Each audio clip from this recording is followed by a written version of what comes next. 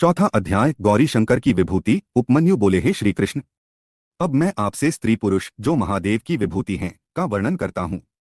भगवान शिव परम शक्तिमान हैं। देवी पार्वती उनकी शक्ति हैं और विश्व उनकी विभूति है।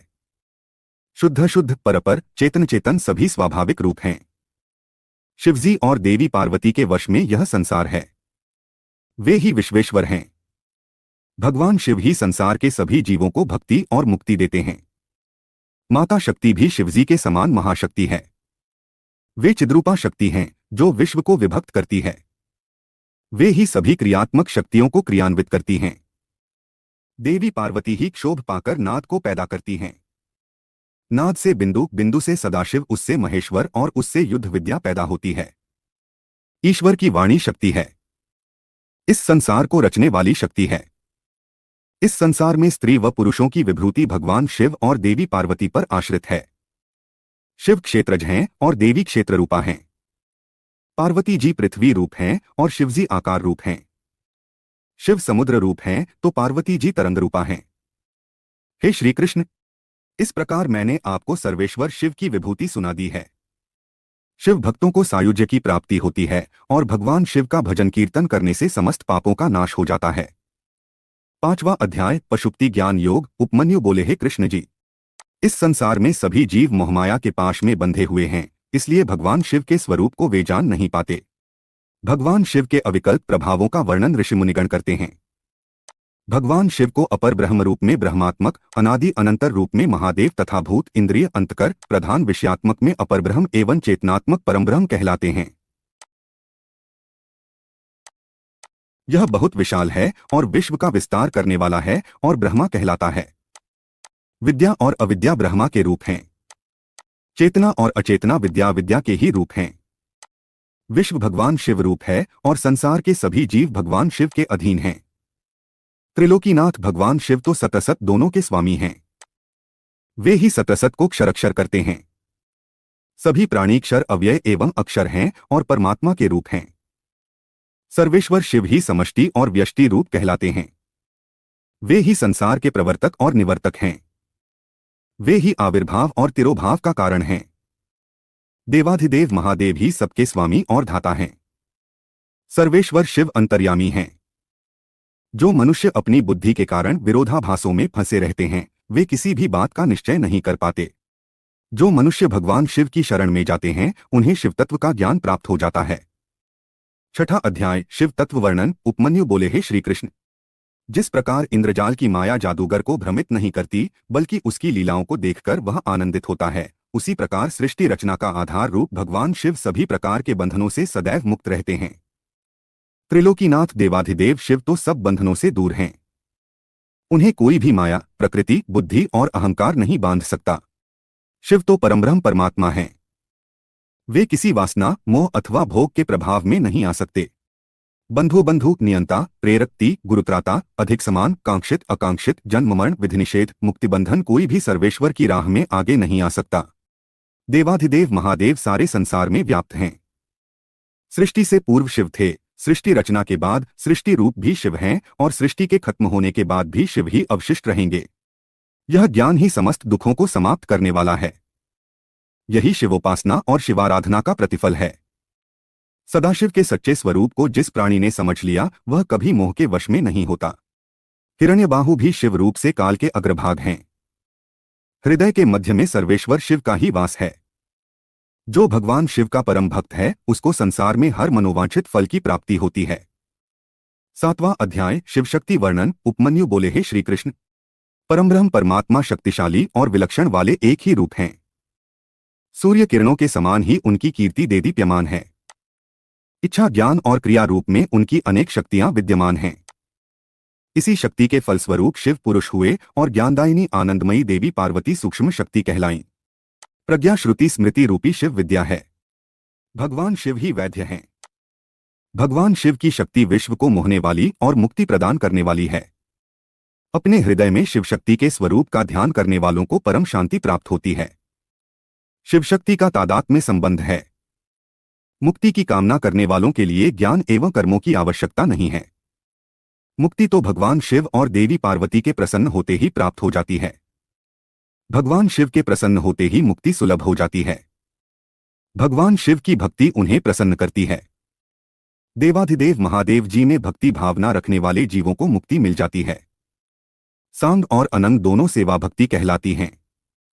सर्वेश्वर शिव की ध्यान साधना करने से समस्त कामनाएं पूरी होती हैं।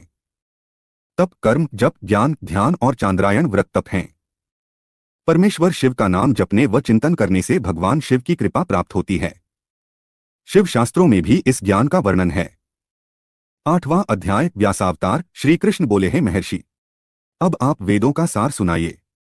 यह सुनकर उपमन्यु बोले हैं श्री कृष्ण, जब सर्वेश्वर शिव ने सृष्टि का निर्माण करने की इच्छा की, उस समय उन्होंने सर्वप्रथम ब्रह्मा जी को पैदा किया और उन्हें सृष्टि रचने का उपदेश दिया। ब्रह्मा जी ने वर्ण और आश्रम की व्यवस्था की। फिर यज्ञार्थ सोम रचना की। सोम द्वारा स्वर्ग बना। तत्पश्चात सूर्य पृथ्वी अनल यज्ञ विष्णु और इंद्र आदि देवता हाथ जोड़कर उनकी स्तुति करने लगे। परमात्मा ने जब देवताओं के ज्ञान का हरण कर लिया था, तब सब देवता भगवान रुद्र से पूछने लगे कि आप कौन हैं। तब रुद्रदेव बोले, हे देवगण, मैं पुराण पुरुष त्रिकाल बाधित भूत भविष्य वर्तमान में रहने वाला हूं। मैं ही सबका नियंता हूं। यह कहकर रुद्रदेव अंतर्धान हो गए। देवता आश्चर्यचकित होकर देखने लगे। फिर सोम मंत्र से आराध्य भगवान शिव और देवी पार्वती की वे स्तुति करने लगे। देवताओं की स्तुति सुनकर देवाधिदेव महादेव जी ने देवी पार्वती सहित उन्हें दर्शन दिए। तब अपने सामने पाकर देवता उन्हें प्रणाम करने लगे और बोले, हे स्वामी, हमें अपने पूजन का विधान सुनाइए। यह सुनकर भगवान शिव ने अपने चतुर्मुखी तेज रूप का दर्शन कराया। शिवजी का अद्भुत स्वरूप देखकर देवताओं ने शिवजी को सूर्य और देवी पार्वती को चंद्रमा मानकर अर्घ्य प्रदान किया। तब देवताओं को शिव तत्व का अमृतमय ज्ञान देकर शिव पार्वती अंतर्धान हो गए। 9वां अध्याय शिव शिष्यों का वर्णन। श्री कृष्ण बोले, हे मुनिवर, मैंने सुना है कि देवाधिदेव परमेश्वर शिव हर युग में लोक कल्याण के लिए अवतार लेते हैं। नमः शिवाय। इन अवतारों में उन्होंने किसे अपना शिष्य बनाया है, उनके विषय में बताइए। तब मुनि उपमन्यु बोले, श्री कृष्ण जी, श्वेत सुतार मदन सुहोत्र कड़कलौगाक्षी महामायावी जैगिशव्य दथिवाह वृषभ मुनि उग्र अत्रि सुपालक गौतम वेदशिरा मुनि गोकर्ण गुहावासी शिखंडी जटामाली अट्टहास दारुक लांगुली महाकाल शूली दंडी मुंडीश सहिष्णु सोमशर्मा और नकुलीश्वरीय वाराह कल्प के इस 7वें मनवंतर में युग क्रम से 28 योगाचार्य प्रकट हुए हैं। इनमें से प्रत्येक के शांतचित्त वाले 4 शिष्य हुए हैं, जो श्वेत से लेकर ऋष्य पर्यंत बताए गए हैं।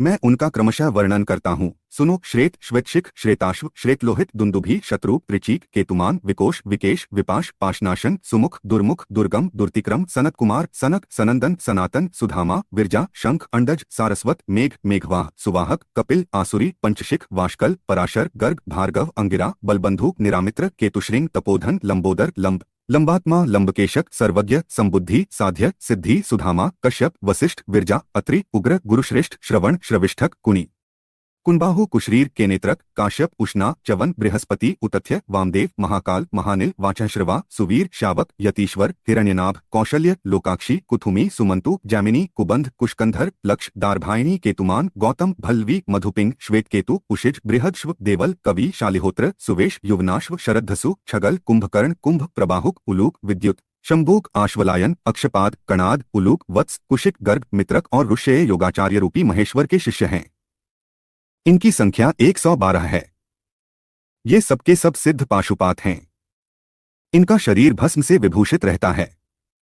ये संपूर्ण शास्त्रों के तत्वज्ञ वेद और वेदांगों के पारंगत विद्वान शिवाश्रम में अनुरक्त शिवज्ञान परायण सब प्रकार की आसक्तियों से मुक्त एकमात्र भगवान शिव में ही मन को लगाए रखने वाले संपूर्ण द्वंद्वों को सहने वाले धीर सर्वभूतहितकारी सरल कोमल स्वस्थ क्रोध शून्य और जितेंद्रिय होते हैं। रुद्राक्ष की माला ही इनका आभूषण है। उनके मस्तक त्रिपुंड से अंकित होते हैं। उनमें से कोई तो शिखा के रूप में ही जटा धारण करते हैं, किन्हीं के सारे केश ही जटा रूप होते हैं। कोई कोई ऐसे हैं जो जटा नहीं रखते हैं और कितने ही सदा माथा मुड़ाए रहते हैं। वे प्रायः फलमूल का आहार करते हैं, प्राणायाम साधन में तत्पर होते हैं। मैं शिव का हूं इस अभिमान से युक्त होते हैं। सदा शिव के ही चिंतन में लगे रहते हैं। वे अपनी कठोर साधना से संसार रूपी विषवृक्ष के अंकुर को मथ देते हैं। फलस्वरूप संसार बीज का ही नाश हो जाता है। इसे ही समस्त प्रकार के कर्मों का क्षय कहते हैं। ऐसे में स्थूल सूक्ष्म शरीरों के कारण हमारा शरीर भी विगलित हो जाता है। इसी को मुक्ति और मोक्ष कहते हैं। जो योगाचार्य इस स्थिति को प्राप्त हो जाते हैं वे सदा परमधाम में जाने के लिए ही कटिबद्ध होते हैं। जो योगाचार्यों सहित इन शिष्यों को जान मानकर सदा शिव की आराधना करता है वह शिव का सायुज्य प्राप्त कर लेता है। इसमें कोई अन्यथा विचार नहीं करना चाहिए। 10वां अध्याय शिवोपासना निरूपण। श्री कृष्ण जी बोले हैं महर्षि, भगवान शिव से देवी पार्वती ने क्या प्रश्न किया और शिवजी ने उसका क्या उत्तर दिया। तब उपमन्यु बोले थे, कृष्ण जी, एक दिन पार्वती जी ने भगवान शिव से पूछा, हे स्वामी, आप प्राणीजन पर किस प्रकार प्रसन्न होते हैं। तब शिवजी बोले, हे प्रिय, मुझे प्रसन्न करने का एकमात्र साधन श्रद्धा भक्ति है। मैं कर्म जप यज्ञ और समाधि से इतना प्रसन्न नहीं होता जितना भक्तिपूर्ण आराधना से। जिस भक्त के मन में श्रद्धा हो वह मेरा दर्शन स्पर्श पूजन एवं मेरे साथ वार्तालाप भी कर लेता है। अथवा जो मुझे अपने वश में करना चाहे उसे पहले मेरे प्रति श्रद्धा करनी चाहिए। श्रद्धा ही स्वधर्म का हेतु है और वही इस लोक में सभी वर्णों की रक्षा करता है। जो अपने वर्णश्रम के धर्मों का पालन करता है उसी को मुझ में श्रद्धा होती है, दूसरे को नहीं। धर्म के मार्ग का अनुसरण करके विद्वज्जन की श्रद्धा भावना बढ़ती है। वे जीव जो एकाग्रचित्त होकर मेरा ध्यान करते हैं मेरी भक्ति को प्राप्त होते हैं। वर्ण आश्रम पर चलने वाले जीव मोहमाया और पापों से छूटकर शिवलोक को प्राप्त कर लेते हैं। उनकी आत्मा का उद्धार हो जाता है। सनातन धर्म के ज्ञान क्रिया चर्या और योग नामक 4 पद हैं। भक्तिपूर्वक साधना ज्ञान कहलाती है। 6 मार्गों से किए गए शुद्धि विधान को क्रिया कहते हैं। वर्णाश्रम युक्त विधि से पूजन अर्चन को चर्या कहा जाता है। मेरी भक्ति में अपने हृदय को लगाकर अन्य वृत्तियों का निरोध करना योग कहलाता है। निर्मल हृदय से भक्तिपूर्वक ध्यान करने से 100 अश्वमेध यज्ञ का फल मिलता है। अपनी इंद्रियों को वश में करने वाले विरक्त पुरुषों को ही ज्ञान और मुक्ति प्राप्त होती है। तप कर्म जप ध्यान और ज्ञान ये मेरे भजन के 5 प्रकार हैं। पूर्व वासनावश बाह्य अथवा आभ्यंतर जिस पूजन में मन का अनुराग हो उसी में दृढ़ निष्ठा रखनी चाहिए। बाहरी शुद्धि को शुद्धि नहीं समझना चाहिए। आंतरिक शुद्धि से ही आत्मशोधन होता है। भजन बाह्य हो या आंतरिक दोनों में ही भाव होना चाहिए। प्रेम और समर्पण के बिना पूजन निरर्थक है।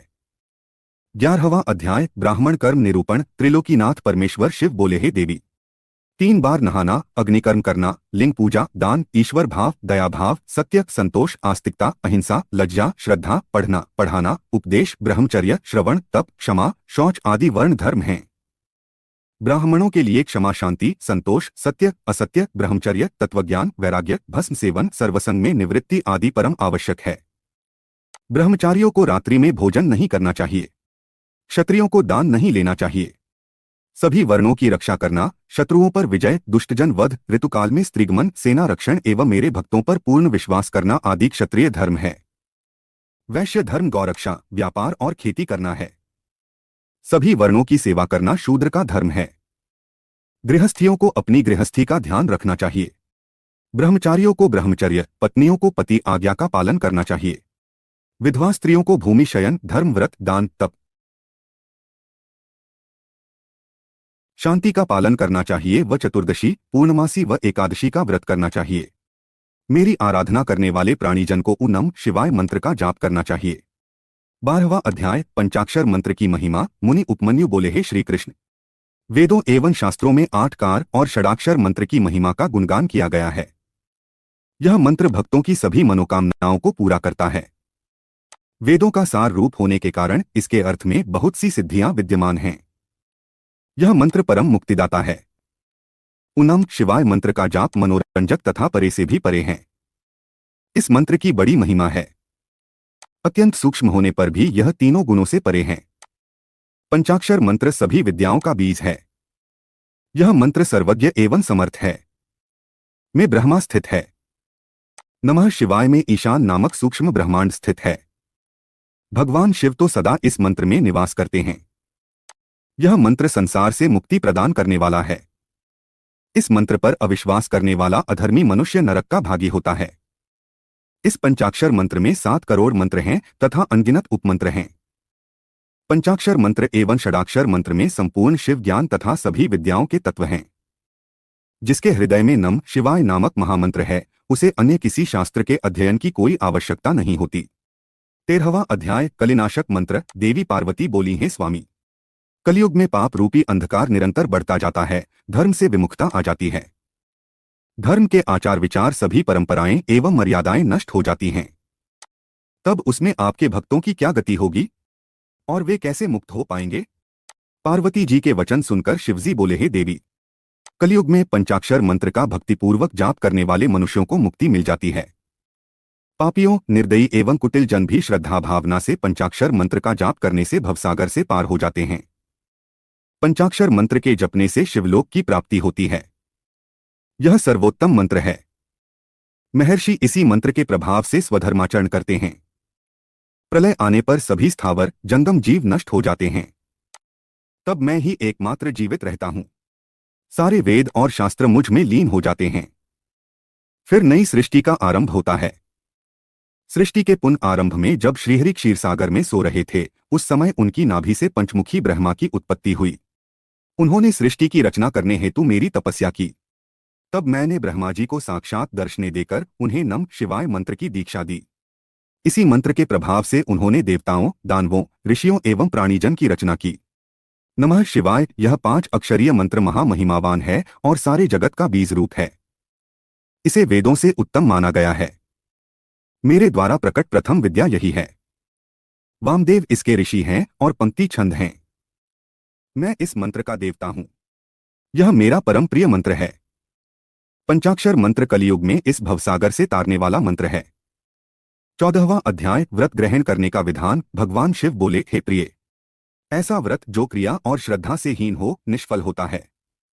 तभी सिद्ध व्यक्ति श्रद्धा भाव बढ़ाते हैं और तत्वज्ञाता गुरु की शरण में जाते हैं। प्राणीजन शरीर, मन और वाणी द्वारा उनका पूजन करते हैं और यथायोग्य वस्तुओं का दान करते हैं। इसलिए जब प्राणीजन गुरु की शरण में जाते हैं तो गुरु उन्हें मंत्र की दीक्षा देते हैं, और जब शिष्य का अहंकार का भाव समाप्त हो जाता है तब उसे घृत से स्नान करा, आभूषण से भूषित कर ब्राह्मणों का पूजन करे। फिर गौशाला या मंदिर में जाकर विधिपूर्वक ज्ञान का उपदेश दे। गुरु द्वारा दीक्षित मंत्र का प्रतिदिन 108 बार जाप करना चाहिए। इससे परम गति प्राप्त होती है। वाचिक जप का फल 1 गुना, उपांशु जप का 100 गुना, मानस का 1000 गुना, सगर्भ का 1,00,000 गुना होता है। मंत्र के अंत में ओंकार होना चाहिए। ध्यान के साथ मंत्र का जाप करना चाहिए। सूर्य, अग्नि, गुरु, चंद्रमा, दीपक, जल, ब्राह्मण और गौ के पास ही जप करना चाहिए। वशीकरण हेतु पूर्व, घात करने हेतु दक्षिण, धन प्राप्ति हेतु पश्चिम, शांति हेतु उत्तर की ओर मुख करके जाप करना चाहिए। आचारहीन व्यक्तियों को लोकनिंदक माना जाता है। तब उत्तम धन एवं श्रेष्ठ विद्या को आचार माना जाता है। निंदक मनुष्य को परलोक में भी सुख नहीं मिलता। इसलिए हमें सदाचार का पालन करना चाहिए। गुरु द्वारा दीक्षित मंत्र पतित चांडालों को भी सुधारने वाला तथा परम गति प्रदान करने वाला होता है। 15वां अध्याय दीक्षा विधि। श्री कृष्ण बोले, हैं महर्षि, अब आप मुझे शिव संस्कारों के बारे में बताइए। यह सुनकर उपमन्यु बोले, हे श्री कृष्ण, मनुष्य द्वारा 6 मार्गों को शुद्ध कर लेना संस्कार कहलाता है। ज्ञान प्रदान करने वाले तथा बंधनों का नाश करने वाले संस्कार दीक्षा कहलाते हैं। शांभवी, शाक्ति एवं मांत्री शांभवी दीक्षा 3 प्रकार की होती है। शांभवी तीव्र और तीव्रता 2 प्रकार की होती है। पाप नष्ट करने वाली तीव्र तथा आनंद प्रदान करने वाली तीव्रता शांभवी दीक्षा कहलाती है। योग मार्ग से शिष्य शरीर में प्रवेश कर गुरु द्वारा दी गई दीक्षा शाक्ति दीक्षा कहलाती है। कुंड कुंडल सहित की गई क्रिया दीक्षा मांत्री दीक्षा कहलाती है। शिष्य को अपने गुरु के गौरव को बढ़ाने हेतु नित उनका पूजन करना चाहिए। गुरु और भगवान शिव में कोई अंतर नहीं मानना चाहिए। हमें गुरु आज्ञा का अनुसरण करना चाहिए। गुणवान गुरु जो सर्वेश्वर शिव के परम भक्त हैं, परम मुक्तिदायक हैं। गुरुदेव अपनी शरण में आए ब्राह्मण शिष्य की 1 वर्ष, क्षत्रिय की 2 वर्ष एवं वैश्यों की 3 वर्ष तक परीक्षा करें। जो शिष्य दुख एवं ताड़ना पाकर भी मौन रहे और दुख का अनुभव न करे, उन्हें शिव तत्पात्र एवं शिव संस्कार योग्य मानना चाहिए। परीक्षा लेने के पश्चात गुरु को सप्रेम दीक्षा देनी चाहिए। 16वां अध्याय शिव भक्त वर्णन। उपमन्यु बोले, हे श्री कृष्ण, समयाह्य संस्कार को ग्रहण करते समय सर्वप्रथम शुभ दिन और शुभ समय देखें। भूमि पर शिल्प से मनोहर मंडल की रचना करें जिसके मध्य में वेदी हो। ईशान कोण से 8 दिशाओं में कुंडल बनाएं। फिर चंदोवा ध्वजापता का मालाओं से उसे शोभित करें। वेदी के मध्य में सुंदर मंडप होना चाहिए। फिर सोने चांदी द्वारा ईश्वर का आवाहन करें। सोना चांदी न होने पर चावल, सिंदूर, पुष्पों से आवाहन करें। 2 हाथ लंबा श्वेत या लाल कमल बनाएं जिसमें 8 कर्णिका हो। वेदी पर धान, चावल, सरसों, तिल, पुष्प, कुशा बिछाकर कलश की स्थापना करें। कलश में जल भरकर सुगंधित पुष्प, अक्षत, कुशा, दूर्वा डालें तथा उस पर नया लाल वस्त्र लपेटें। स्वयं आसन ग्रहण करें। मंडल के मध्य में महेश्वर का पूजन करें। फिर भगवान शिव का आवाहन करते हुए कलश का पूजन करें। दक्षिण में शिवजी के अस्त्रों को पूजें तथा मंत्रोच्चारण करते हुए यज्ञ आरंभ करें। शिव अग्नि में प्रधान आचार्य होम करें तथा भगवान शिव से सांसारिक दुखों से मुक्ति दिलाने की प्रार्थना करें। फिर शिष्य शिवजी की 3 बार परिक्रमा करे और दंडवत प्रणाम करे। फिर शिव मंत्र का उच्चारण करते हुए शास्त्रानुसार गुरु शिष्य के शरीर में प्रविष्ट होकर मूल मंत्र के तर्पण में 10 आहुतियां दे। तत्पश्चात शिष्य पुनः स्नान कर शुद्ध वस्त्र धारण करे और पुनः कुश के आसन पर बैठे। गुरु शिव नाम जपते हुए शिष्य के शरीर पर भस्म लगाएं। फिर शिष्य के कान में शिव मंत्र का उपदेश दे। मंत्र की शिक्षा लेकर शिष्य उस मंत्र का उच्चारण कर शिवजी को प्रणाम करे। तत्पश्चात गुरु शिष्य को अभिमंत्रित रुद्राक्ष व शिवमूर्ति भेंट करें और शिष्य उसे सम्मानपूर्वक ग्रहण करे। 17वां अध्याय शिव तत्व साधक। उपमन्यु बोले, थे कृष्ण जी, कला, तत्व, भवन, वर्ण, पद, मंत्र आदि 6 अध्याय हैं। निवृत्ति, प्रतिष्ठा, विद्या, शांति और अतीत 5 अध्वा हैं जो आवृत्त कहे जाते हैं। पृथ्वी को तत्वाध्वा कहा जाता है। त्रिलोकीनाथ भगवान शिव तो तत्व सहायक हैं, उनके तत्वों की गणना करना असंभव है। अभिमंत्रित रुद्राक्ष भेंट करने के बाद गुरु को शिष्य सहित मंडल में जाकर शिव पूजन करना चाहिए। 4 सेर चावलों की खीर बनाकर आधी खीर भगवान शिव को अर्पित कर देनी चाहिए। फिर नकार, मकार आदि 5 कलशों पर 5 वर्ण धारण कराएं। मध्य में ईशान, पूर्व में पुरुष, दक्षिण में अघोर, पश्चिम में सद्योजात, उत्तर में वामदेव को स्थापित करें। कलशों को प्रोक्षित कर हवन आरंभ करें। फिर आधी खीर को होम कर दें, बाकी को प्रसाद समझकर ग्रहण करें। तर्पण, कृत्यकर्म कर पूर्णाहुति दें। नम शिवाय से प्रदीपन कर 3 आहुतियां दें।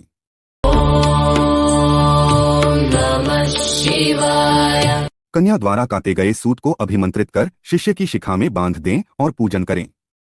भगवान शिव का ध्यान और पंचाक्षर मंत्र का जप करते हुए शिष्य रात्रि को सोए और रात्रि में जो स्वप्न दिखे उसे विस्तार पूर्वक अपने गुरु को बताए। 18वां अध्याय षड्ध्वशोधन विधि। उपमन्यु बोले, हे श्री कृष्ण, तत्पश्चात आचार्य की आज्ञा से स्नान कर नित्य कर्म कर ध्यान लगाकर हाथ जोड़कर वहां से प्रस्थान करे। पुष्प अर्चन और शिव नाम का उच्चारण करते हुए मंडल में आकर ईशान देव का पूजन करे। अग्नि होम करे। फिर आहुतियां डालकर वागीश्वरी का पूजन कर वागीश को प्रणाम कर मंडल में देवता का पूजन करे। गुरुदेव शिष्य को मंत्रों द्वारा शुद्ध करें। फिर पूर्ण आहुति देकर ब्राह्मण का पूजन करे। 3 आहुतियां डालकर भगवान शिव का स्मरण करे। तत्पश्चात नील रुद्र वागीश्वरी तेजस्विनी शिव शक्ति का चिंतन करे। फिर गुरु कैंची का प्रोक्षण कर शिष्य की शिखा छेदन करे। फिर उसे गोबर में स्थापित कर अग्नि में होम कर दे। मंडल में विराजमान भगवान शिव और देवी पार्वती का ध्यान करते हुए उनसे प्रार्थना करते हुए कहे, हे देवाधिदेव, कृपानिधान, आपकी परम कृपा से ही षडध्व का शोधन हुआ है और इसे अव्यय धाम की प्राप्ति हो। आप नाड़ी संधान के साथ पंचभूतों की शुद्धि करें। फिर 3 आहुतियां डालते हुए अणिमा का निरूपण करें। तत्पश्चात त्रिलोकीनाथ भगवान शिव और देवी जगदम्बा का पूजन कर अपने पुण्य कार्य को सफल करने की प्रार्थना करें। 19वां अध्याय साधन भेद निरूपण। उपमन्यु बोले, हे श्री कृष्ण, मंडप के मध्य में भगवान शिव का पूजन करके वहां कलश की स्थापना करें और फिर हवन करें। हवन करने हेतु शिष्य को सिर खोले हुए मंडप में बैठा दें। उसके पश्चात 100 आहुतियों का हवन करने के बाद सुगंधित पुष्प मिले जल से अभिषेक करें और शिष्य को देवाधिदेव भगवान शिव संबंधी विद्या प्रदान करें। तत्पश्चात शिष्य को साधन करने की रीति बताएं। साधन उपदेश को शिष्य ग्रहण करके गुरुदेव के सामने ही मंत्र का उच्चारण करे। साधन मूल मंत्र का पुरस्वरण होता है। इस प्रकार विधि विधान से भक्तिपूर्वक आराधना पूर्ण करने के पश्चात खीर का प्रसाद अर्पण करें और दंडवत प्रणाम करें। तत्पश्चात आसन पर बैठकर भगवान शिव का स्मरण करते हुए ध्यान लगाकर दीक्षित मंत्र का जाप करना आरंभ कर दें। इस मंत्र के 1 करोड़ अथवा सामर्थ्यानुसार जप करें। इस प्रकार इस मंत्र का उपदेश देने वाले गुरु और उपदेश पाने वाले शिष्य के लिए इस लोक और परलोक में कुछ भी ऐसा नहीं है जिसे प्राप्त न किया जा सके। 20वां अध्याय अभिषेक। उपमन्यु बोले, थे कृष्ण जी, जब शिष्य दीक्षित मंत्र को साध ले तब उसे पाशुपति व्रत धारण कराएं। फिर उसे अभिषेक करने के लिए आसन पर बैठा दें। पंचकलाओं से पूर्ण कलश स्थापित कर भगवान शिव का पूजन करें। मध्य के कलश के जल से शिष्य का अभिषेक करें। फिर देवाधिदेव भगवान शिव को सुंदर वस्त्र एवं आभूषणों से सुशोभित कर शिव मंडल में आराधना करनी आरंभ करें। 108 आहुतियां डालकर हवन संपन्न करें। फिर शिवजी की मूर्ति को वहां से उठा लें।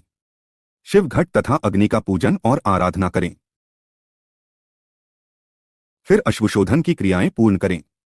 भगवान शिव में असीम श्रद्धा और भक्ति भाव रखने वाले और शिव शास्त्रों को जानने वाले विद्वान और ज्ञानी ही शिव मंत्र को दुर्लभ समझते हैं, इसलिए शक्ति संस्कार कर निरूपण करते हैं। 21वां अध्याय कर्म निरूपण। श्री कृष्ण जी बोले हैं, महर्षि, अब आप मुझे कर्मकर्ता पुरुषों के नित्य कर्मों के बारे में बताइए। तब मुनिवर उपमन्यु बोले, श्री कृष्ण, सत्पुरुषों को प्रातःकाल ब्रह्मा मुहूर्त में उठना चाहिए। उठकर सर्वप्रथम भगवान शिव और देवी पार्वती का ध्यान करें। अरुणोदय होने पर घर से बाहर शौच से निवृत्त होकर स्नान करें। फिर आचमन कर स्वच्छ वस्त्र पहनें। 3 मंडलों की रचना कर भगवान शिव के मंत्र का जाप करना आरंभ करें। घुटने के बल बैठकर शिवजी को प्रणाम करके अर्घ्य दें। अर्घ्य देने के लिए जल में कुशा डालें। फिर शरीर पर भस्म धारण करें। मस्तक, छाती और दोनों भुजाओं पर त्रिपुंड धारण करें। तत्पश्चात गले, कानों और हाथों में रुद्राक्ष धारण करें। ब्राह्मणों को सफेद, लाल, पीत रंगीन नए वस्त्र धारण कराएं। वस्त्र धारण करने के बाद पूजा के स्थान पर उत्तर की ओर मुख करके बैठें और हाथ जोड़कर अपने आराध्य देव त्रिलोकीनाथ भगवान शिव का ध्यान करें। ध्यान से उठने पर शिष्य नामाष्टक का पाठ कर गुरु को श्रद्धावंत होकर प्रणाम करे। 22वां अध्याय पूजन का न्यास निरूपण। उपमन्यु बोले, ए कृष्ण जी, न्यास गृहस्थियों के क्रमानुसार 3 प्रकार का होता है। ब्रह्मचारियों के लिए उत्पत्ति न्यास, सन्यासियों के लिए लय न्यास और गृहस्थियों के लिए स्थित न्यास का विधान है। अंगूठे से लेकर कनिष्का उंगली तक स्थित न्यास होता है। लय न्यास वाम अंगुष्ठ से दक्षिण अंगुष्ठ तक है। बिंदु के साथ नकारादि वर्णों का न्यास करना चाहिए। तल और अनामिका में शिवजी का न्यास करें। 10 दिशाओं में अस्त्र न्यास होना चाहिए। 5 भूतों के स्वामी एवं 5 कलाओं को अपने हृदय के मध्य ब्रह्मरंध्र में धारण करें। पंचाक्षर मंत्र का जाप करें। प्राणवायु को रोककर अस्त्र मुद्राओं से भूत ग्रंथि का छेदन कर सुषुम्ना नाड़ी द्वारा जप करें। फिर वायु द्वारा शरीर शोषण करें। फिर कलाओं का संहार करें। दुग्ध कलाओं का स्पर्श कर अमृत द्वारा सिक्त कर शरीर को उचित स्थान पर स्थापित करें। तत्पश्चात भौतिक शरीर को भस्म द्वारा स्नान कराएं। हृदय में स्थित भगवान शिव का ध्यान करते हुए अमृत वर्षा से विधात्मक देह को सींचें। अपने शरीर को शुद्ध करके शिव तत्व प्राप्त कर ईश्वर का पूजन करें। मातृन्यास, ब्रह्मा न्यास, प्रणव न्यास और हंस न्यास करें। हकार हृदय से सकार भूकुटी मध्य में 50 वर्ण रुद्र मार्ग के द्वारा न्यास करें। फिर क्रमश अघोर, वामदेव, प्रणाम, हंस न्यास, पंचाक्षरी मंत्र का न्यास करें। भगवान शिव का परम भक्त और शिव पूजन और ध्यान करने वाला मनुष्य संसार सागर से पार हो जाता है। इसी के द्वारा मोक्ष की प्राप्ति होती है। 23वां अध्याय मानसिक पूजन। उपमन्यु बोले, कृष्ण जी, अंगन्यास आदि कार्यों को पूरा करें। फिर अपने मन द्वारा पूजन सामग्री की कल्पना करें। सामग्री को जुटाकर उससे विधिपूर्वक विघ्न विनाशक श्री गणेश का पूजन करें। दक्षिण तथा उत्तर में क्रमश नंदी एवं सुभद्रा का पूजन करें। कमल के सुंदर और कोमल आसन पर त्रिलोकीनाथ भगवान शिव व देवी पार्वती को उस पर स्थापित करें। शिव पार्वती की स्थापना कमलासन पर करने के बाद भक्तिपूर्वक विधि विधान के अनुसार उनका पूजन करें। पुष्प अर्पित करें। ध्यान करें और भावनामय समिधा घृत से परमेश्वर की नाभि में होम करें। भ्रियुकुटी के मध्य में परम पवित्र दीप ज्योति के आकार वाले भगवान शिव का ध्यान करें। यही वानप्तिक भावनामय आराधना है। इसे पूर्ण करने के बाद अग्नि या स्थंडिल लिंग में पूजन करें। 24वां अध्याय पूजन निरूपण। उपमन्यु बोले, हे श्री कृष्ण जी, पूजन स्थान को गंध, चंदन, फूलों और जल से पवित्र कर प्रोक्षण करें। अस्त्रों द्वारा विघ्नों का निवारण कर कवच से सारी दिशाओं का अस्त्र न्यास करें। कुशा बिछाकर उसे जल से मार्जित करें। प्रोक्षणी पात्र, अर्घ्य पात्र, पाद्य आचमन को शुद्ध कर उनमें जल, खम तथा चंदन डालें और आचमन के जल में कपूर, कंकोल, कीमता, तमाल व चंदन मिलाएं। चावल, कुशा, दूर्वा, जौ, अक्षर, तिल, घृत, सरसों, पुष्प और भस्म को मिलाकर मंत्र द्वारा रक्षित करें। विनायक देव का पूजन करें। फिर नंदीश्वर का पूजन करने के पश्चात घोषोपचार से शिवलिंग का पूजन करें। ऊर्ध्व भाग में कमलासन रखें। कमल दल 8 प्रकार की सिद्धि देने वाला है। वामादिक शक्तियां बीज हैं। भगवान शिव का पूजन करें। पंचगव्य द्वारा स्नान कराएं। फिर आंवले और हल्दी से इसका लेप करें। देव स्नान कराकर सुंदर वस्त्र एवं यज्ञोपवीत धारण कराएं। पाद्य, अर्घ्य, आचमन, धूप, दीप, नैवेद्य, गंध, पुष्प, भूषण, जल, मुखवास कर रत्नजड़ित मुकुट एवं आभूषण चढ़ाएं। फिर भगवान शिव पार्वती की आरती उतारें। आरती की थाली को शिवलिंग के सामने 3 बार घुमाकर माथे पर सुगंधित भस्म धारण करें। फिर अपनी पूजा अर्चना में रह गई त्रुटि के लिए भगवान से क्षमा याचना करें। इस प्रकार पूजन करने से परम फल की प्राप्ति होती है। 25वां अध्याय नित्य कृत्य विधि। उपमन्यु बोले, हे श्री कृष्ण जी, दीप दान करने से पहले आरती एवं पूजन भी किया जाना चाहिए। सर्वप्रथम ईशान देव से लेकर सद्योजात तक भगवान शिव का जाप करें। पहले आवरण में हृदय से लेकर अस्त्र न्यास कर पूजन करें। पूर्व में इंद्र, दक्षिण में यम, पश्चिम में वरुण, उत्तर में कुबेर, अग्निकोण में अग्नि, नैऋति और निऋति में वायु की पूजा करनी चाहिए। कमल से बाहर वज्रादि आयुधों का पूजन करना चाहिए। तत्पश्चात सभी स्थानों से 8 लोकपालों का पूजन कर मां जगदम्बा का पूजन कर उनकी आराधना करें। योग, ध्यान, जप और होम कृत्यों में 6 तरह का नैवेद्य होना चाहिए। उसके बाद कपूर, कंकोल, जावित्री, कस्तूरी, केसर, मृगमद, सुगंधि, पुष्प आदि अर्पण कर घी का दीपक जलाएं। फिर हाथी दांत से निर्मित आसन, दिव्य छत्र, चंबर, भेरी और मृदंग चढ़ाएं। अपनी सामर्थ्य के अनुसार किया गया शिव पूजन उत्तम फल देने वाला होता है। शिवजी में अनन्य भक्ति रखने वाले प्राणी को अवश्य ही मुक्ति प्राप्त हो जाती है। 26वां अध्याय सांगोपांग पूजन। उपमन्यु बोले, हे कृष्ण जी, शिव पूजन परम फलदायक है। बड़े बड़े पापी, ब्रह्महत्यारे, चोर, व्यभिचारी पुरुष यदि शिव पूजन करें तो उनके सभी पाप नष्ट हो जाते हैं। इसलिए पतितों को शिव पूजन अवश्य करना चाहिए। शिव पंचाक्षरी मंत्र का जाप करने से बंधन में पड़े मनुष्य बंधन से मुक्त हो जाते हैं। अनेकों योनियों में जीवन व्यतीत करने के पश्चात हमें मनुष्य योनि मिली है। जो मनुष्य इस अलभ्य मनुष्य देह को पाकर भी शिव पूजन नहीं करता उसका जन्म सफल नहीं होता।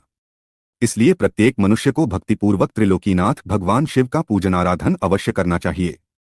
भगवान शिव के पूजन के समान अन्य कोई भी धर्म नहीं है। यह मनुष्य को सभी सांसारिक बंधनों एवं मोहमाया से मुक्ति दिलाने वाला है। शिव पूजन करने के पश्चात मनुष्य को परिवार एवं बंधु बांधवों सहित प्रसाद बांटना चाहिए।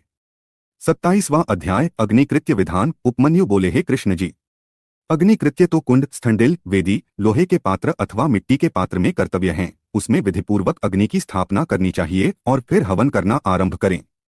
सबसे पहले कुंड का निर्माण करें। कुंड के चारों ओर 3 मेखला होनी चाहिए। फिर कुंड में योनि की रचना करें। कुंड को गोबर से लीपकर उसे अग्नि में तपाएं और तत्पश्चात उस पर वेदोक्त सूत्र लिख दें। कुशा पुष्पों से कुंड को प्रोक्षित करें। पूजन की सभी सामग्री एकत्रित करें। मणि द्वारा उत्पन्न या किसी ब्राह्मण के घर से लाई गई अग्नि को ही ग्रहण करें। कुंड की 3 बार परिक्रमा कर अग्निबीज मंत्र का उच्चारण करते हुए कुंड में अग्नि स्थापित करें। फिर दक्षिण दिशा में शिव पूजन कर मंत्र न्यासादि कर घी में धेनु मुद्रा दिखाकर खरुआ को तपाकर प्रोक्षण करें। फिर संस्कारों की सिद्धि के लिए 20 मंत्रों से होम करें। ऐसा करने से शिवाग्नि संपन्न हो जाती है। तत्पश्चात भगवान शिव के अर्धनारीश्वर रूप का आह्वान कर उसका पूजन करें। फिर दीपक तक सिंचन कर समिधाओं से होम करें। दूर्वा एवं घी की आहुतियां दें। धान, खील, जौ, सरसों, तिल को घी में मिलाकर उससे होम करें। फिर 3 प्रायश्चित आहुतियां दें। बचे घी को एक पुष्प पर रखकर वौषट मंत्र द्वारा हवन करें। विसर्जन कर अग्नि की रक्षा करें। देवों का आह्वान कर उनका पूजन करें। भस्म को मंत्र द्वारा धारण करें। अग्निकृत्य समाप्त होने पर शिव शास्त्रानुसार बलि कर्म करें। विद्या के सामने गुरु मंडल की रचना करें और उस पर आसन बिछाकर फूल से गुरु पूजन करें। फिर निर्धनों को भोजन कराकर स्वयं भोजन करें। फिर आचमन कर शिव मंत्र को जपते हुए ध्यान करें। 28वां अध्याय नैमित्तिक पूजन विधि। उपमन्यु बोले, हे श्री कृष्ण जी, प्रत्येक माह के दोनों पक्षों की अष्टमी और चतुर्दशी के दिन उत्तरायण संक्रांति ग्रहण काल में विशेष पूजन करना चाहिए। माघ के महीने में पंचगव्य शोध कर शिवजी को स्नान कराएं और उस जल को पिएं। इस जल को पीने से ब्रह्मा पाप भी नष्ट हो जाते हैं। पौष माह में पुण्य नक्षत्र में भगवान शिव की आरती करें। माघ में मघा नक्षत्र में कंबल और घी का दान करें। फाल्गुन के उत्तरा फाल्गुनी नक्षत्र के दिन बहुत बड़ा उत्सव करें। चित्रा नक्षत्र में चैत्र माह में शिवजी का ढोला उत्सव करें। वैशाख के विशाखा नक्षत्र में फूल मंडली उत्सव करें। जेठ महीने के मूल नक्षत्र में शीतल जल का कुंभ दान करें। आषाढ़ के उत्तराषाढ़ा में पवित्र व्रत धारण करें। श्रावण माह के श्रवण नक्षत्र में प्राकृत प्रकार के सभी मंडल बनाकर उनका पूजन करें। उत्तरा भाद्रपद नक्षत्र में प्रोक्षण करें। पूर्वाषाढ़ा नक्षत्र में जल क्रीड़ा करें। असौज में खीर खाएं। शतभिषा नक्षत्र में अग्नि कर्म करें। कार्तिक में कृतिका नक्षत्र पर सहस्र दीपक जलाकर उनका दान करें। मृगशिर महीने के आर्द्रा नक्षत्र में स्नान करें। अपने द्वारा किए गए किसी बुरे कार्य के लिए भगवान शिव से क्षमा याचना करें और बुरे कार्यों के लिए प्रायश्चित करें। इस प्रकार नित्य पूजन करने से इसी जन्म में मोक्ष की प्राप्ति होती है। 29वां अध्याय काम्य कर्म निरूपण। श्री कृष्ण बोले हैं, महर्षि, अब आप मुझसे शिव धर्म के अधिकारी पुरुषों का कर्तव्य कर्म निरूपण करें। उपमन्यु बोले हैं, कृष्ण, कर्म ऐहिक और आयुष्मिक दो प्रकार के होते हैं, जिनमें आयुष्मिक कर्म क्रियामय, तपोमय, जन्मय, ध्यानमय, सर्वमय आदि कुल 5 प्रकार के होते हैं। इन कर्मों की पूर्णता हेतु हवन, दान और पूजन आदि सब कर्म किए जाते हैं। शक्तिमान पुरुष ही इन कर्मों को सफल करते हैं। भगवान शिव ही अपने भक्तों को आज्ञा और शक्ति प्रदान करने वाले हैं। इसलिए उन्हीं पुरुषों को काम्य कर्म करना चाहिए। यह काम्य कर्म इस लोक और परलोक दोनों में परम फलदायक है। शिव महेश्वर हैं, वे सबके ईश्वर हैं। ज्ञानपूर्वक यज्ञ करने वाले शिवभक्त ही महेश्वर हैं। इसलिए ही आभ्यंतर कर्म शैव तथा वाहा कर्म महेश्वर हैं। गंध, रस, वर्ण द्वारा भूमि परीक्षा कर पृथ्वी के पृष्ठ पर पूर्व दिशा की उत्पत्ति करें और मंडल की रचना करें। फिर सर्वेश्वर महेश्वर का पूजन करें। 3 तत्वों से युक्त त्रिलोकीनाथ भगवान शिव की मूर्ति के समक्ष शक्ति का आह्वान करें। तत्पश्चात 5 आवरणों का पूजन शुरू करना चाहिए। 30वां अध्याय आवरण पूजन विधान। उपमन्यु बोले, हे श्री कृष्ण, सबसे पहले भगवान शिव के दक्षिण में बैठे गणनायक, बाईं ओर कार्तिकेय एवं चारों ओर ईशान से सद्योजात का पूजन करें। द्वितीय आवरण में पूर्व दिशा के बाईं ओर से शक्ति, सूक्ष्म तत्व पश्चिम में शक्ति, उत्तर दिशा में ईशान कोण का रुद्र सहित पूजन करें। तृतीय आवरण में शिवजी की 8 मूर्तियों का पूजन करें। फिर वृषेंद्र का पूजन करें। तत्पश्चात दक्षिण में नदी, उत्तर में महाकाल, शास्त्रों, अग्निकोण एवं मातृकाओं का दक्षिण दिशा में पूजन करें। श्री गणेश को नैऋत्य कोण में पूजें। पश्चिम में कार्तिक, वायव्य में ज्येष्ठा, उत्तर में गौरी व ईशान कोण में चंड का पूजन करें। चौथे आवरण में सर्वप्रथम ध्यान करें।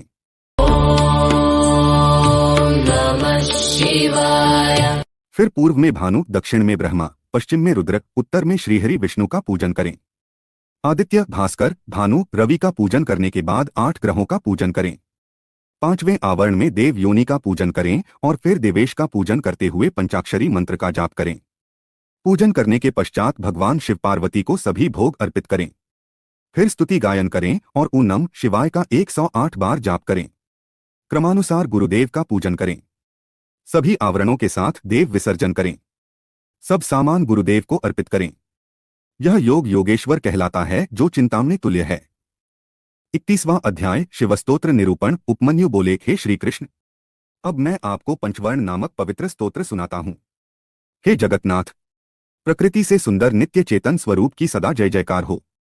हे सरल स्वभाव वाले पवित्र चरित्रवान सर्वशक्ति संपन्न पुरुषोत्तम, तुम्हारी सदा ही जय हो। हे मंगल मूर्ति कृपानिधान देवाधिदेव, मैं आपको प्रणाम करता हूं। भगवान, पूरा संसार आपके वश में है। प्रभु, आप सब पर कृपा करके अपने भक्तों की कामनाओं को पूरा करें। हे जगदम्बा, हे मातेश्वरी, आप हम सब भक्तों के मनोरथों को पूरा कीजिए। हे गणनायक, हे स्कंद देव, आप भगवान शिव की आज्ञा का पालन करने वाले और उनके ज्ञान रूपी अमृत को पीने वाले हैं।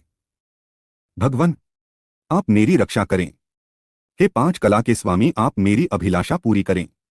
हे 8 शक्तियों के स्वामी, आप सर्वेश्वर शिव की आज्ञा से हमारी कामनाएं पूरी करें। हे 7 लोकों की माता, आप मेरी प्रार्थना स्वीकार करें। हे विघ्न विनाशक, आप हमारे शुभ कार्यों में आने वाले सभी विघ्नों को दूर करें। इस प्रकार यह आवरण स्तोत्र अत्यंत शुभ है। प्रतिदिन इस कीर्तन को श्रवण करने वाला पापों से छूटकर मोक्ष को प्राप्त होता है। 32वां अध्याय सिद्धि कर्मों का निरूपण। उपमन्यु बोले, कृष्ण जी, सर्वप्रथम प्राण वायु को जीतना चाहिए, क्योंकि इस पर विजय प्राप्त होने से सब वायुओं पर विजय मिल जाती है। क्रमानुसार अभ्यस्त किया गया प्राणायाम सब दोषों को हटा देता है। यह शरीर की भी रक्षा करता है। जब प्राण वायु पर विजय प्राप्त हो जाती है तो विष्ठा, मूत्र, कफ सभी मंद पड़ जाते हैं। श्वास वायु लंबी तथा देर से आने लगती है। हल्कापन, द्रुतगमन, उत्साह, बोलने में चातुर्य सभी रोगों का विनाश सब प्राणायाम की सिद्धि से पूरे हो जाते हैं।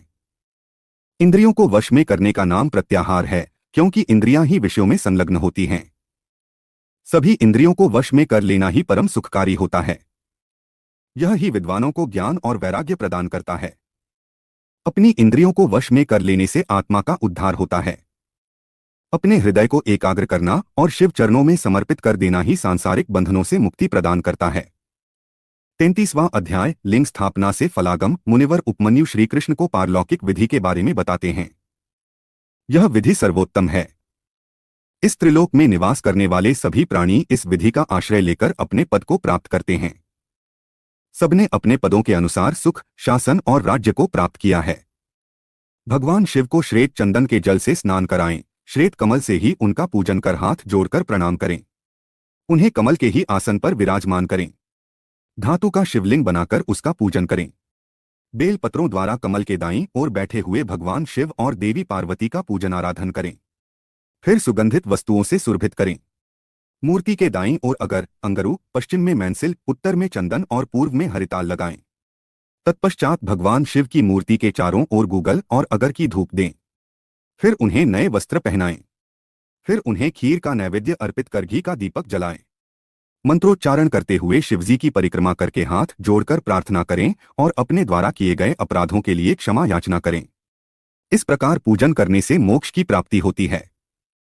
34वां अध्याय लिंग स्थापना से शिव प्राप्ति। मुनि उपमन्यु ने श्रीकृष्ण से कहा, हे कृष्ण, जितने भी प्रकार की सिद्धियां हैं वे शिवलिंग की स्थापना करने से तत्काल सिद्ध हो जाती हैं। सारा संसार लिंग का ही रूप है, इसलिए इसकी प्रतिष्ठा से सबकी प्रतिष्ठा हो जाती है। ब्रह्मा, विष्णु और रुद्र कोई भी अपने पद पर स्थिर नहीं रह सकते। अब मैं तुम्हें भगवान शिव के लिंग के बारे में बताता हूं। लिंग 3 गुणों को उत्पन्न करने का कारण है। वह आदि और अंत दोनों से रहित है। इस संसार का मूल प्रकृति है और इसी से चराचर जगत की उत्पत्ति हुई है। यह शुद्ध, अशुद्ध और शुद्धाशुद्ध आदि से 3 प्रकार का है।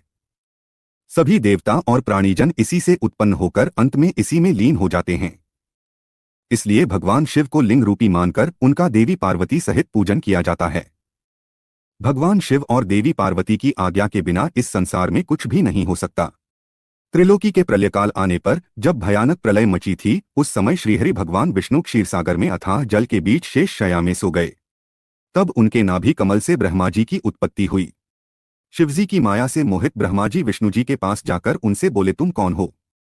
यह कहकर उन्होंने निद्रामग्न श्रीहरि को झंझोड़ दिया। तब जागकर श्रीहरि ने आश्चर्य से अपने सम्मुख खड़े व्यक्ति को देखकर पूछा, पुत्र तुम कौन हो और यहाँ क्यों आए हो? यह सुनकर ब्रह्मा जी को क्रोध आ गया। तब वे दोनों ही अपने को बड़ा और सृष्टि का रचिता मानकर आपस में झगड़ने लगे। जल्दी ही बढ़ते बढ़ते बात युद्ध तक पहुंच गई और ब्रह्मा विष्णु में भयंकर युद्ध होने लगा। तब त्रिलोकीनाथ भगवान शिव उस युद्ध को रोकने के लिए दिव्य अग्नि के समान प्रज्वलित लिंग रूप में उनके बीच में प्रकट हो गए। उन्हें देखकर दोनों आश्चर्यचकित हो गए और उनका अभिमान जाता रहा। तब वे उस लिंग के आरंभ और अंत की खोज के लिए निकल पड़े। ब्रह्मा ने हंस का रूप धारण किया और तीव्र गति से ऊपर चले गए। श्रीहरि ने वराह रूप धारण किया और नीचे की ओर गए। 1000 वर्षों तक दोनों लिंग के आदि अंत की तलाश में घूमते रहे, परंतु उन्हें कुछ न मिला। उन्होंने यही समझा कि यह कोई प्रकाशमान आत्मा है। तब ब्रह्मा जी और विष्णु जी दोनों ने हाथ जोड़कर श्रद्धाभाव से प्रकाश पुंज शिवलिंग को प्रणाम किया। 35वां अध्याय ब्रह्मा विष्णु मोह। मुनि उपमन्यु बोले, हे वासुदेव। उस समय वहां पर ओंकार का नाद होने लगा, परंतु ब्रह्मा और विष्णु दोनों ही उस ब्रह्मा ध्वनि को समझ न सके। में स्थित अकार, उकार और मकार क्रमश दक्षिण, उत्तर और मध्य भाग में तथा अर्धमात्रा रूपी नादलिंग के मस्तक पर जा पहुंचा। प्रणव अपना रूप बदलकर वेद के रूप में प्रकट हुए। अकार से ऋग्वेद, उकार से यजुर्वेद, मकार से सामवेद और नाद से अथर्ववेद की उत्पत्ति हुई। सर्वप्रथम ऋग्वेद की उत्पत्ति हुई। इसमें रजोगुण से संबंधित विधि मूर्ति थी। सृष्टि लोक तत्वों में पृथ्वी, अव्यय, आत्मा, काल निवृत्ति, 64 कलाएं और ऐश्वर्य आदि विभूतियां ऋग्वेद से प्राप्त हुई। यजुर्वेद से सत्वगुण, अंतरिक्ष और विद्या आदि तत्वों की प्राप्ति हुई। सामवेद से तमोगुणी रुद्र मूर्ति एवं संहारक वस्तुएं उत्पन्न हुई। अथर्ववेद में निर्गुण आत्मा का वैभव, माहेश्वरी, सदाशिव, निर्विकार आत्माओं की स्थिति का वर्णन है। नाद मेरी आत्मा है। समस्त विश्व ओंकार के अर्थ का सूचक है। शब्द शिव का वाचक है। शिव और प्रणव में कोई अंतर नहीं है। संसार के रचनाकर्ता ब्रह्मा, रक्षक विष्णु और संहारक रुद्र हैं। रुद्र ही ब्रह्मा विष्णु को अपने नियंत्रण में रखते हैं। वे शिव ही सब कारणों के कारण हैं। आप दोनों बिना बात ही एक दूसरे के दुश्मन बने हैं, इसलिए मैं आपके बीच शिवलिंग रूप में उत्पन्न हुआ हूं। यह सुनकर ब्रह्मा और विष्णु दोनों का ही अभिमान टूट गया और वे भगवान शिव से बोले, हे ईश्वर, आपने हमें अपने चरण कमलों के दर्शन का सुअवसर प्रदान किया है। हम धन्य हो गए। हमारा अपराध क्षमा करें। तब भगवान शिव बोले, हे पुत्रों, तुम दोनों अभिमानी हो गए थे, इसलिए मुझे यहाँ लिंग रूप में प्रकट होना पड़ा। अब अभिमान त्याग कर सृष्टि के कार्यों को पूरा करने में अपना योगदान दो। 36वां अध्याय शिवलिंग प्रतिष्ठा विधि। श्री कृष्ण जी बोले, हे मुनिवर, आपने मुझ पर कृपा कर इस अद्भुत कथा को मुझे बताया।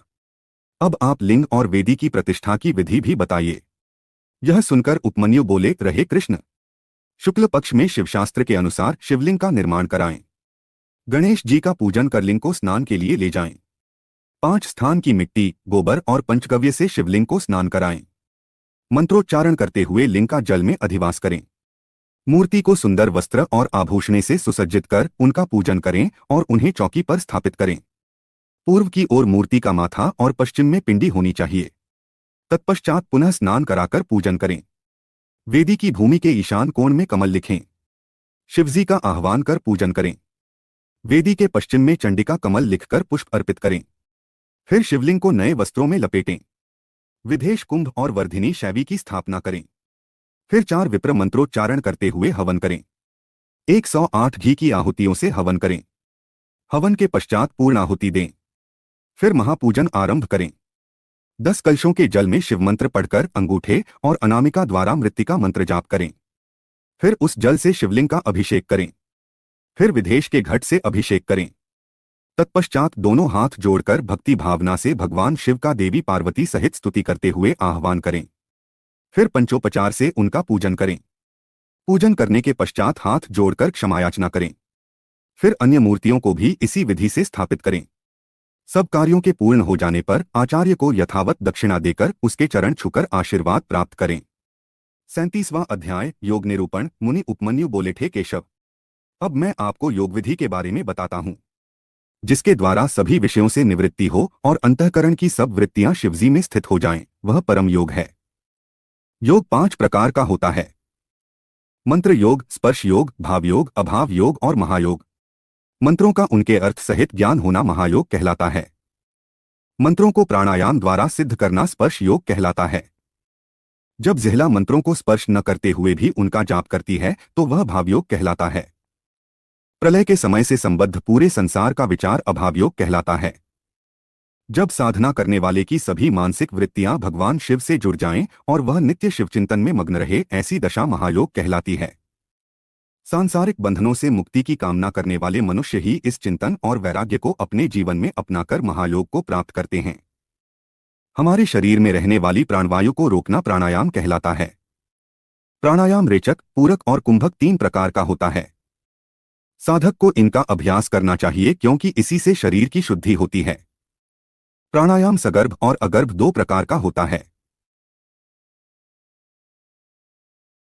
जप और ध्यान वाला प्राणायाम सगर्भ कहलाता है, परंतु जिसमें जप और ध्यान नहीं करते वह अगर्भ प्राणायाम कहलाता है। योगी जन सगर्भ प्राणायाम करते हैं। प्राणवायु पर विजय प्राप्त कर लेने पर सभी वायु उस योगी के अधिकार में आ जाती हैं। प्राणायाम शरीर को पुष्ट, स्वस्थ और निरोगी बनाता है। इसके नियमित अभ्यास से कफ, मूत्र, पुरीश आदि कम हो जाते हैं। समस्त इंद्रियों को अपने वश में कर लेना प्रत्याहार कहलाता है। इंद्रियों को अपने वश में रखने से स्वर्ग और न रखने से नरक की प्राप्ति होती है। इसलिए अपने चित्त को एकाग्र रखना चाहिए। भगवान शिव, जो कि सबके ईश्वर हैं, त्रिलोकीनाथ हैं, का ध्यान करने से योगी का कल्याण होता है। अपने पूरे शरीर के साथ साथ इंद्रियों पर काबू पाने से आत्मा का उद्धार होता है। 38वां अध्याय योग गति में विघ्न। उपमन्यु बोले, हे केशव, आलस्य, व्याधि, प्रमदा, स्थान, संशय, चित्त का एकाग्र न होना, अश्रद्धा, दुख, वैमनस्य आदि योग में पड़ने वाले विघ्न हैं। इन विघ्नों को सदा शांत करते रहना चाहिए। इन सब विघ्नों के शांत होने पर 6 उपसर्ग उत्पन्न हो जाते हैं। प्रतिमा, श्रवण, वार्ता, दर्शन, आस्वादन, वेदना आदि भोग के विषय हैं। यथार्थ ज्ञान प्राप्त हो जाने पर भी विप्रकृष्ट नहीं होता, यही प्रतिमा है। यत्न के बिना जब सब कुछ हमें सुनाई देने लगता है उसे श्रवण कहते हैं। सभी प्राणियों की बात को जानना और समझ लेना वार्ता कहलाता है। बिना कोई कोशिश किए जब सब कुछ आसानी से दिखाई देने लगे तो उसे दर्शन कहते हैं। दिव्य पदार्थों के स्वाद का नाम आस्वादन है। वेदना को सभी प्रकार के स्पर्शों का ज्ञान माना जाता है। योगी उपसर्ग पाकर सिद्ध हो जाता है। 39वां अध्याय योग वर्णन। उपमन्यु बोले, थे केशव, त्रिलोकीनाथ भगवान शिव का सभी योगी मुनि ध्यान करते हैं। इसी के द्वारा सिद्धियां प्राप्त होती हैं। सविनय और निर्विषय आदि ध्यान कहे गए हैं। निर्विषय ध्यान करने वाले अपनी बुद्धि के विस्तार से ध्यान करते हैं और ब्रह्मा में प्रवेश करते हैं। सविषय ध्यान सूर्य किरणों को आश्रय देने वाला होता है। शांति, प्रशांति, दीप्ति, प्रसाद ये दिव्य सिद्धियां देवी का ध्यान करते हुए प्राणायाम द्वारा सिद्ध होती हैं। बाह्य और आश्यंतर अंधकार का विनाश प्रशांति और सभी आपत्तियों का नाश शांति है। बाह्य आभ्यंतर प्रकाश का दीप कहा जाता है। जब हमारी बुद्धि शुद्ध हो जाए यही प्रसाद है। बाहर भीतर के सभी कार्य पूर्ण होने पर सब कारण प्रसिद्ध हो जाते हैं। भगवान शिव जो साक्षात परमेश्वर हैं का भक्तिपूर्वक ध्यान करने से सभी पाप तत्काल नष्ट हो जाते हैं। बुद्धि का प्रवाह ध्यान एवं स्मरण से होता है। समस्त ऐश्वर्य, अणिमा आदि सिद्धियां एवं मुक्ति भगवान शिव का स्मरण एवं ध्यान करने से मिलती हैं। देवाधिदेव महादेव जी का ध्यान मोक्ष प्रदान करने वाला है। इसलिए ज्ञानी मनुष्यों को शिव ध्यान एवं स्मरण अवश्य करना चाहिए। ज्ञान योग यज्ञों से बढ़कर फल देता है। महायोगी योग सिद्ध कर लोकहित और लोक कल्याण हेतु लोक भ्रमण करते रहते हैं। वे विषय वासना को तुच्छ मानते हैं और सब इच्छाओं को त्याग कर वैराग्य ले लेते हैं। वे शिव शास्त्रों में वर्णित विधि के अनुसार अपनी देह का त्याग कर देते हैं। इससे उन्हें मुक्ति प्राप्त हो जा। भगवान शिव में अगाध भक्ति और श्रद्धा रखने वाले ज्ञानी मनुष्यों को इस सांसारिक मोह माया से मुक्ति मिल जाती है और वे जन्म मरण के चक्कर से मुक्त होकर परम शिवधाम को प्राप्त कर लेते हैं।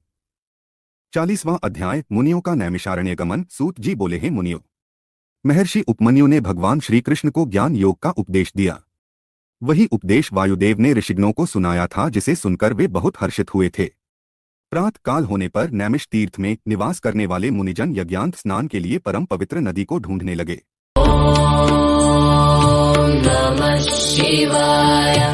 उस समय ब्रह्मा जी की आज्ञा से परम पवित्रा सरस्वती नदी वहां बहने लगी। तब सब ऋषिगणों ने वहां यज्ञांत स्नान कर संध्या पितृतर्पण किया और वहां से काशी के लिए निकल पड़े। काशी पहुंचकर उन्होंने पतित पावनी भागीरथी गंगा में स्नान किया एवं बाबा विश्वनाथ के दर्शन कर विधिनुसार पूजन किया। काशी से वे चल पड़े। रास्ते में उन्हें एक अद्भुत दिव्य प्रकाश चारों ओर फैला दिखाई दिया, जिसमें पाशुपत व्रत की सिद्धियां प्राप्त भस्मधारी मुनिजन विलीन हो रहे थे। फिर शीघ्र ही वह तेज भी विलीन हो गया। यह देखकर नैमिषारण्य के सभी मुनिजन ब्रह्मा जी से मिलने ब्रह्ममुख चल दिए। वहां पहुंचकर उन्होंने ब्रह्मा जी को प्रणाम कर उनकी स्तुति की। मुनीश्वर बोले, हैं जगतपिता ब्रह्मा जी, वायुदेव ज्ञानोपदेश देकर वहां से चले आए। तब हम सबने यज्ञ कर यज्ञांत स्नान से निवृत्त हो काशी नगरी की ओर प्रस्थान किया। वहां गंगा में स्नान कर बाबा विश्वनाथ के दर्शन किए। वहां हमें एक अद्भुत तेज के दर्शन हुए। उस तेज में अनेक तपस्वी विलीन हो रहे थे। कुछ समय पश्चात वह तेज स्वयं विलीन हो गया। उसे देखकर मैं बहुत आश्चर्य हुआ। भगवान वह क्या था? ऋषिगणों के प्रश्न को सुनकर ब्रह्मा जी बोले, हैं ऋषिगणों, आपने बहुत समय यह करके देवाधिदेव भगवान शिव को प्रसन्न किया है। उस दिव्य तेज में प्रवेश करने वाले पाशुपत व्रतधारी मुनि थे। उसके दर्शन का यही अर्थ है कि आपको शीघ्र ही दिव्य लोक की प्राप्ति होने वाली है। इसलिए आप मोक्ष प्राप्त करने हेतु पाशुपत व्रत धारण करें। अब आप सब यहां से सुमेरु पर्वत पर चले जाएं। वहां सनत कुमार जी आपके आगमन की प्रतीक्षा कर रहे हैं। वे पूर्व में अपने अहंकार के कारण मिले शाप से मुक्ति पाने के लिए वहां तपस्या कर रहे हैं। वहां उन्हें ज्ञान प्राप्त होगा। 41वां अध्याय मुनियों को मोक्ष। सूत जी बोले, हैं मुनिवर, ब्रह्मा जी के वचन सुनकर ऋषिगण उन्हें प्रणाम कर सुमेरु पर्वत पर चले गए। वहां उन्होंने पर्वत शिखर पर एक सुंदर तालाब की उत्तर दिशा में तपस्या करते सनत कुमार जी को देखा। मुनि उन्हें प्रणाम कर उनके पास बैठ गए। सनत कुमार जी ने आंखें खोलकर अपने पास बैठे मुनियों को देखकर उनसे प्रश्न किया, है ऋषिवर, आप कौन हैं और यहाँ क्या कर रहे हैं? यह सुनकर ऋषिगणों ने सारी बातें उन्हें बता दी। उसी समय नंदीश्वर भी वहां आ गए। नंदीश्वर को अपने सामने पाकर सभी मुनियों और सनत कुमार जी ने आसन से उठकर उन्हें दंडवत प्रणाम किया और हाथ जोड़कर प्रणाम करने लगे। सनत कुमार जी बोले, हैं नंदीश्वर, इन मुनियों ने, जो कि नैमिषारण्य में निवास करते हैं, 10,000 वर्षों तक यज्ञ किया है। उस महायज्ञ के समाप्त होने पर ब्रह्मा जी ने इन्हें आपकी शरण में भेजा है। आप इनका कल्याण करें और इन्हें दिव्य अद्भुत ज्ञान प्रदान करें। सनत कुमार जी के वचन सुनकर नंदीश्वर ने अपनी कृपादृष्टि ऋषिगणों पर कर दी। नंदीश्वर ने परम दिव्य शिव तत्व का उपदेश उन्हें दिया। तब उपदेश देकर वे बोले, यह परम ज्ञान धर्म, अर्थ, काम और मोक्ष सभी प्रदान करने वाला है। अब आप मुझे जाने की आज्ञा प्रदान करें। यह कहकर नंदीश्वर वहां से चले गए। इसके पश्चात सभी ऋषिगण प्रयाग तीर्थ चले गए और वहां उन्होंने अपना महान योग पूरा किया। योग पूर्ण होने पर उन्हें ज्ञात हुआ कि कलयुग आ रहा है। यह देखकर वे नैमिषारण्य मुनि काशी चले गए। वहां मुक्ति की कामना करते हुए उन्होंने पाशुपत व्रत धारण किया। उनकी सिद्धि सफल हुई और वे शिव पद को प्राप्त हुए। श्री व्यास जी बोले, इस प्रकार यह शिव पुराण पूर्ण हुआ। इस शिव पुराण को आदरपूर्वक पढ़ने अथवा सुनने से सभी पाप नष्ट हो जाते हैं। इसे प्रथम बार पढ़ने या सुनने से सारे पाप भस्म हो जाते हैं। दोबारा श्रवण से भक्तिहीन को भक्ति व भक्त को भक्ति की समृद्धि प्राप्त होती है। तीसरी बार श्रवण करने से मुक्ति मिल जाती है। अपनी मनोकामना पूर्ण करने हेतु इसका 5 बार पाठ करना चाहिए। प्राचीन काल में शिव पुराण का 7 बार पाठ कर अनेक राजाओं, ब्राह्मणों और वैश्यों ने साक्षात शिव दर्शन किए। इस पवित्र ग्रंथ को भक्तिपूर्वक सुनने वाला मनुष्य संसार में सभी सुखों को भोगकर मोक्ष को प्राप्त कर लेता है। शिव पुराण भगवान शिव को बहुत प्रिय है। यह वेदों के समान भोग और मोक्ष देने वाला है। शिव पुराण का पाठ करने वाले मनुष्य पर देवाधिदेव महादेव की सदा कृपा दृष्टि रहती है। वे सदा सबका कल्याण करते हैं। ओम नमः शिवाय।